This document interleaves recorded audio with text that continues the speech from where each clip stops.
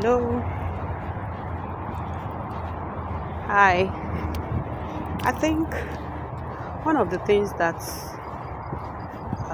was a shock to me after my relocation to this country is the availability, the nature, the character, the abundance. Yes, I think abundance is the word, of cats. I have never lived in a country or community with cat population as much as this. Now, here's another one. You can see they are everywhere.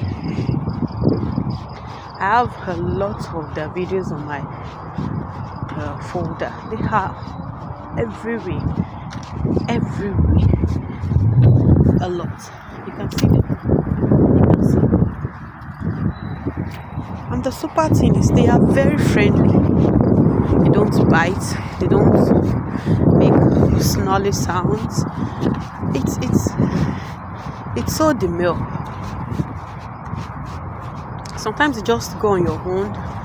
You have these mood swings. You know how it's always might be bothered by something. You just see a cat purring cutely at you.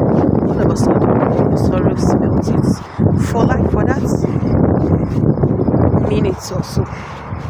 You seem to forget your whatever you've been carrying along, and your heart is so at ease. I think it's a blessing of it. Yeah, it's a blessing. If we can reason according to that, I think it's a blessing of it. And we don't realize it yet. We do not realize it.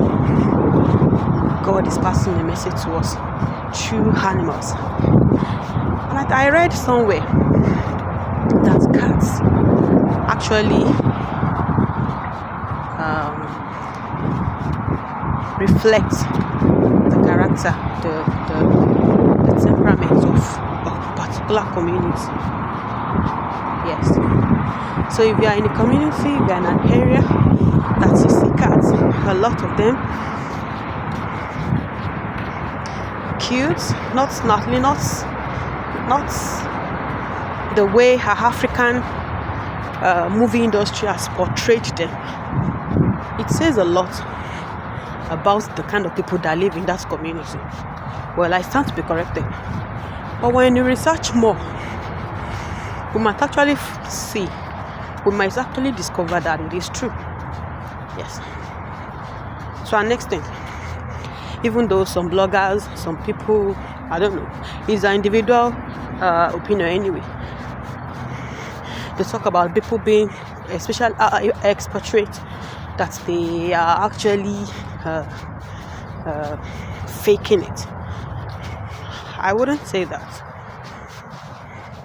Even when you have a particular character, a not too good character from your country, where you're coming from, and you come to a particular community that welcomes you